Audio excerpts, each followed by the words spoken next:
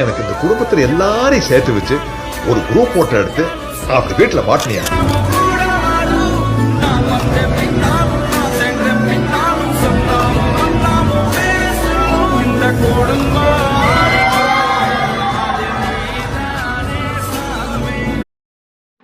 ஒரு குஷி. Happy birthday to you. Happy birthday to you சித்தி சொல்லுமா. Happy